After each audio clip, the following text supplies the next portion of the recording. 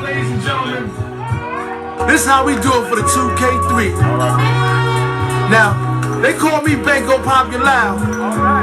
And I do it right here every Thursday and Friday night, the Sugar Shack Lounge in Harlem. That's right. That's right, baby. Let's go.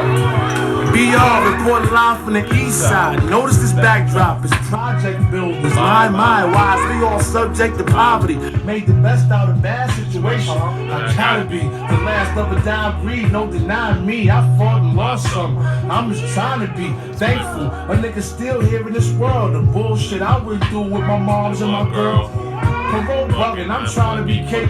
Called the P.O. Man, fucking violate me. I'm on the run now. Ask a few niggas in the Bronx who to come to if you want to come. Damn, I did it all with different schools of niggas. Late night, back hallway, smoking woods with niggas. Burglary's a tough job, especially when I knew them bitch niggas on the block was on some fuck Rob.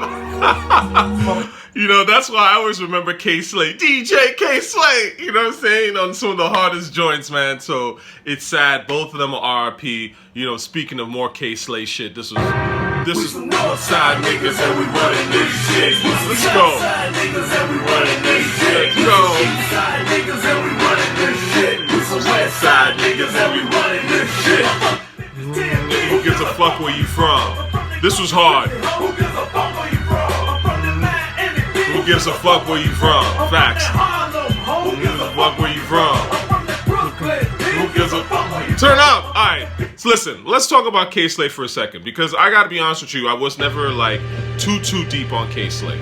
I heard about K-Slay when Ether came out. That's kind of, I wasn't living in New York at the time when Ether and that whole shit was dropping.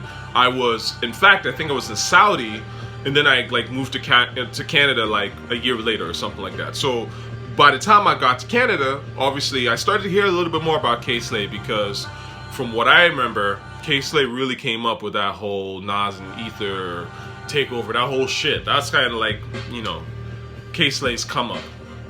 You know, K-Slay was a cool cat, man. I mean, I never met the dude. I have nothing bad to necessarily say about the guy, you know. It's unfortunate that he passed. I'm not familiar with his catalog necessarily like that. Like I said, I just know that he was a DJ. I think he played on Hot 97. He would, you know, obviously debut certain joints and things like that. I started to really see a lot about K-Slay when he had Papoose out, right? Because Papoose was his artist who he was trying to put on, and obviously I thought Papoose was trash. To me, I thought Papoose was trash. Like, like literally, what, like as soon as Alphabetical Slaughter came out, I was like, this is not it. And so I'm not surprised that, like, it just, you know, again, no disrespect, I say this, Papoose might be a really cool guy in person. I don't know the dude. It's not to diss him. It's more of like, the music wasn't hitting it for me, because I felt like that's not what New York needed. I mean, I'm not surprised it didn't work, because I thought that shit back then. I was like, nobody wants to hear, you know, this bar heavy, but you're not really saying anything profound over these like really sort of boring, dull beats. It's like, who has time for this? Like it was a hot thing in its moment in NY and the East Coast, but people are not really fucking with that. You know what I mean? That's just not really what makes hip hop dope. But anyway, that's when I heard of K-Slay and all that. Obviously, when I look back on K-Slay and what I'm gonna remember, I remember him in the Made You Look video. That was hard. I'm gonna remember he was in the Busta video, Touch It remix.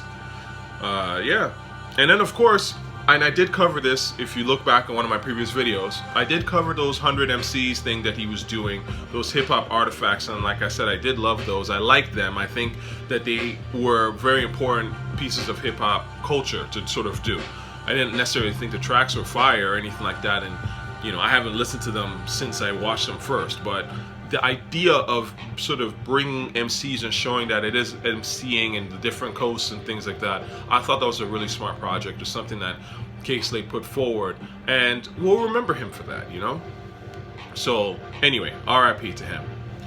Lastly, I want to touch on this goofy ass Kendrick Lamar thing.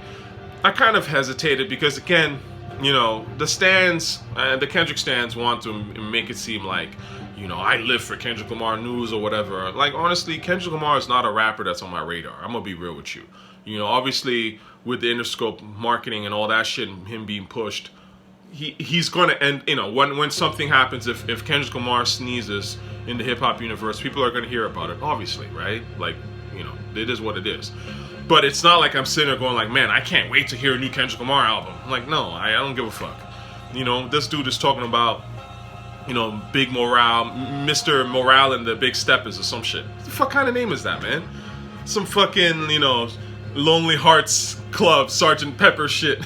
You know, it's this forced ass funk latte rap thing that Kendrick is all about for the white casuals. Again, it's not for me. You know what I'm saying? Like, he's gonna try and do, it's like the last album with not the last one, the one with All Right on it, To Pimp a Butterfly, or I would say To Pimp the Hood.